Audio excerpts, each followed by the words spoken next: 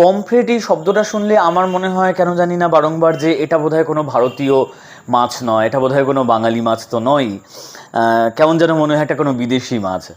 আমার মনে আছে যে পমফ্রেট মাছ প্রথম বাবা এনেছিল আমরা যখন খুব ছোট ছিলাম তখন, এবং সেই মাছটা এই কারণে মনে আছে কারণ মাছটার শেপটা আমার খুব ইন্টারেস্টিং লেগেছিলো, অনেকটা অ্যাকোয়ারিয়ামে যেরকম মাছ থাকে সেই রকম দেখতে।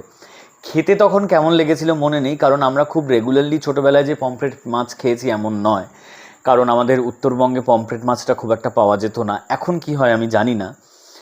তো আজকে ভাবলাম যে এই পমফ্রেটকে যদি একটু বঙ্গীকরণ করা যায়, মানে একটা বাঙালিটা ঘেঁষা যদি কোনো রান্না পমফ্রেট মাছের সাথে করা যায়, যদিও এমন বলছি না যে পমফ্রেট মাছ দিয়ে যে রান্নাগুলো করা হয়, যে রেসিপিগুলো করা হয় সেগুলো বাঙালি রেসিপি নয়, না সেটা আমি বলছি না, কিন্তু আমি বলতে চাইছি যে একদম বাঙালি, ঠিক আছে? তো সেই কারণে আজকের রেসিপিটার মানে আমি বলতে পারেন কতকটা মাথা খাটিয়ে চেষ্টা করলাম, এবং আপনাদের সাথে তো অবশ্যই শেয়ার করব। সেটা হচ্ছে লাউ পাতা দিয়ে একটা ভাপে বসানো পমফ্রেট মাছ।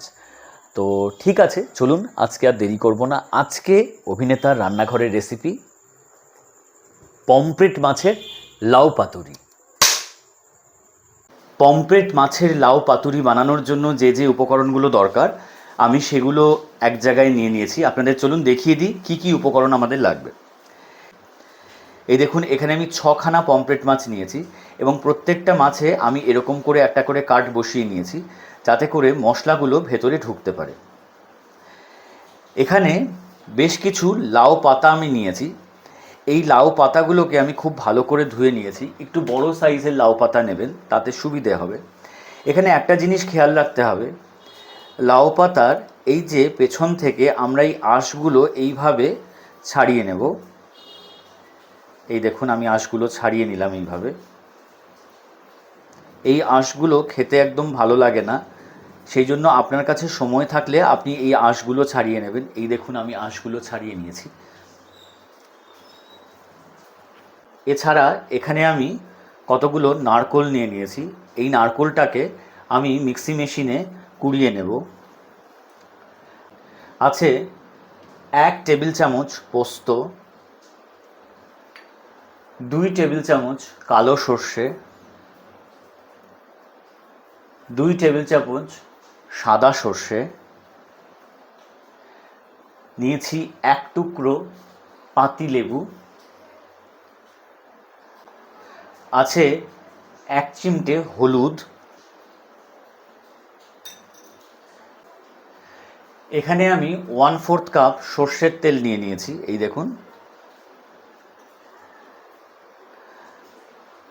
এখানে আমি 4 চা চামচ টক দইকে খুব ভালো করে ফেটিয়ে নিয়েছি এইভাবে। নুন আমরা এখানে স্বাদ মতো দেব।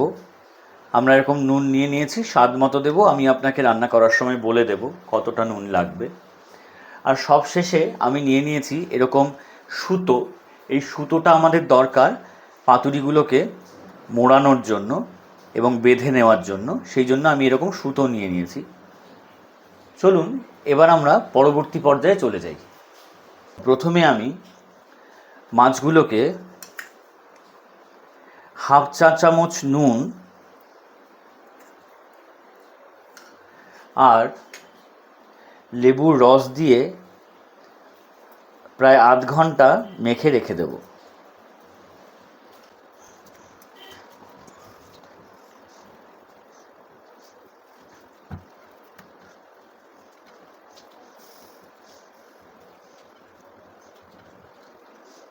এই দেখুন, আমি পমফ্রেট মাছগুলোকে লেবুর রস এবং নুন দিয়ে এইভাবে মাখিয়ে নিয়েছি। এবার আমি মাছটাকে আধ ঘন্টা এভাবে রেখে নেব। চলুন আমরা এবার সর্ষেগুলোকে বেটে নিই। এই দেখুন, আমরা কিন্তু সর্ষে, পোস্ত, নারকেলটাকে এইভাবে মিক্সি মেশিনের মধ্যে নিয়ে বেটে নিয়েছি। এবার আমি এটাকে একটা পাত্রের মধ্যে নিয়ে নেব।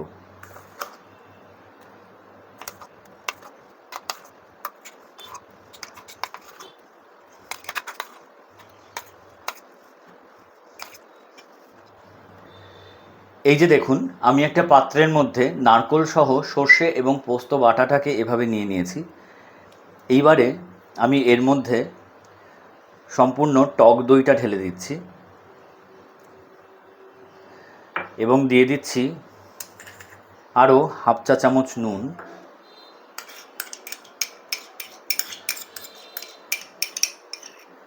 আর দিচ্ছি 1 চিমটে হলুদ। এইবারে আমি সম্পূর্ণ মশলাটাকে আবার খুব ভালো করে এইভাবে মিশিয়ে নেব।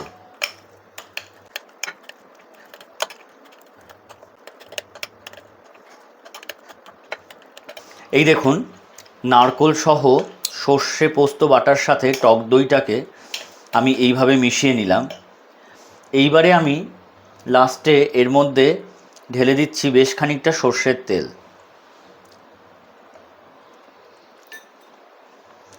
এইবার আমরা সর্ষের তেলের সাথে এই মশলাটাকে আবার ভালোভাবে মিশিয়ে নেব।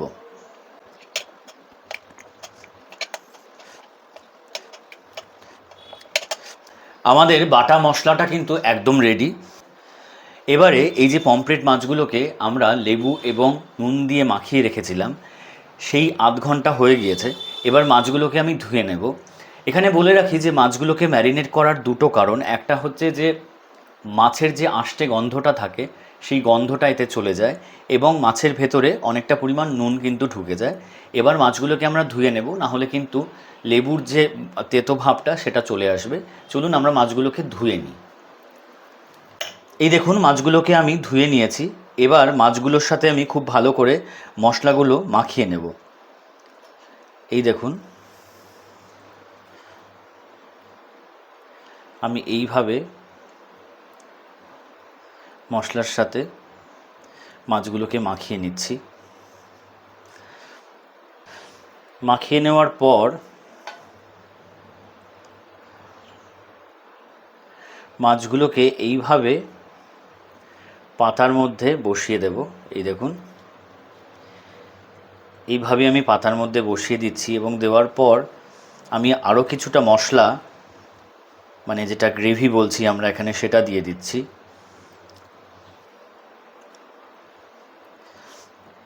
আর তার সাথে দিয়ে দিচ্ছি একটু সর্ষের তেল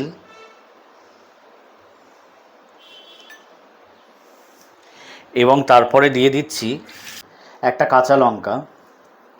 এবারে আমি মাছটাকে খুব ভালো করে এইভাবে মুড়ে নেব।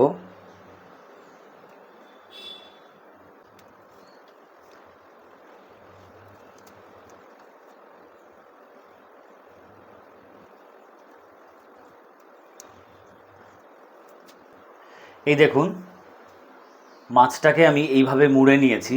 এবার আমি সুতো দিয়ে এটাকে বেঁধে নেব।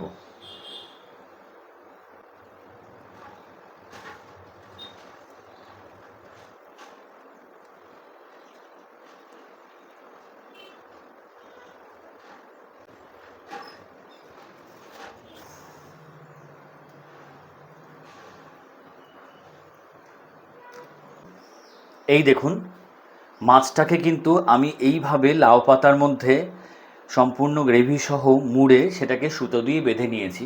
সিমিলারভাবে আমি প্রত্যেকটা মাছকে এইভাবে মুড়ে নেব। এই দেখুন, আমরা সমস্ত মাছগুলোকে এইভাবে পাতার মধ্যে মুড়ে নিয়েছি এবং তারপরে সুতো দিয়ে বেঁধে নিয়েছি। এইবারে আমরা কি করব, আমরা গ্যাসের ওপর একটা চাটু বসিয়ে নিয়েছি। চাটু বসিয়ে নিয়ে সেটাকে খুব ভালো করে গরম করে নিচ্ছি প্রথমে। তারপরে এর মধ্যে আমি বাকি সর্ষের তেলটুকু দিয়ে দিলাম এবং তেলটাকে খুব ভালো করে গরম করে নেব।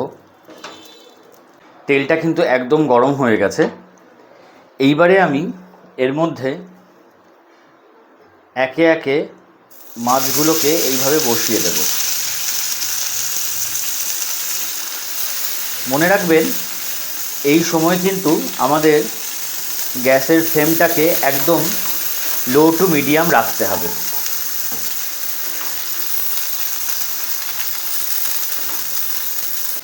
মাছগুলো দিয়ে দেওয়ার পর আমি এটাকে একটা থালা দিয়ে ঢেকে দিচ্ছি। এইভাবে আমি ঢেকে দিয়ে 10 মিনিট রেখে দেব। তারপরে আবার উল্টে অপর সাইডটা ভাজতে দেব। এই দেখুন 10 মিনিট কিন্তু পার হয়ে গিয়েছে। এবার আমি ঢাকনাটাকে সরিয়ে দিলাম। সরিয়ে দেওয়ার পর আমি এবার মাছগুলোকে উল্টে দেব।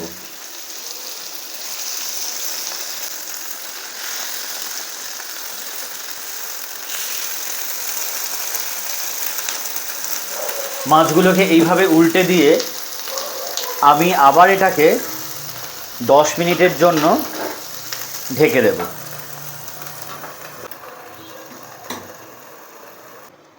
10 মিনিট পরে আমরা ঢাকনাটা খুলে নিচ্ছি। এবারে আমি মাছগুলোকে চাটু থেকে তুলে নিচ্ছি। এই যে এইভাবে এগুলোকে কিছুক্ষণ ঠান্ডা করে নেওয়ার পর আমি খুলে দেখে নেব যে পমফ্রেট মাছটা কি অবস্থায় দাঁড়িয়েছে। সিমিলারভাবে আমি বাকি মাছগুলোকেও কিন্তু এইভাবে ঢেকে ভেজে নেব। এই দেখুন আমাদের মাছটা কিন্তু একদম ঠান্ডা হয়ে গিয়েছে। এবার আমি এটাকে খুলে দেখে নেব যে এটার কি অবস্থা। আমি ধীরে ধীরে এটাকে খুলে নিচ্ছি।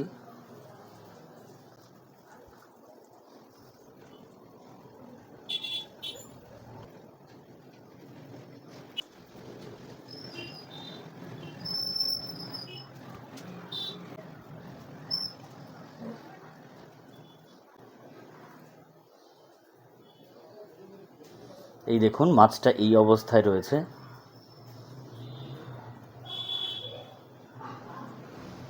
এই যে মাছটা কিন্তু খুব সফট হয়েছে এবং একদম সেদ্ধ হয়ে গিয়েছে। এখানে একটা জিনিস দেখুন যে লাউ পাতাটাও কিন্তু একদম প্রপারলি সেদ্ধ হয়ে গিয়েছে, যেটা আমাদের খেতে আর কোনো অসুবিধা হবে না। এই দেখুন, এই ছিল আমাদের পমফ্রেট মাছের লাউ পাতুরি। রেসিপিটি আপনারা বাড়িতে অবশ্যই ট্রাই করুন। কেমন লাগলো আমাকে কমেন্ট বক্সে লিখে জানান। ভালো লাগলে অন্যদের সাথে শেয়ার করুন।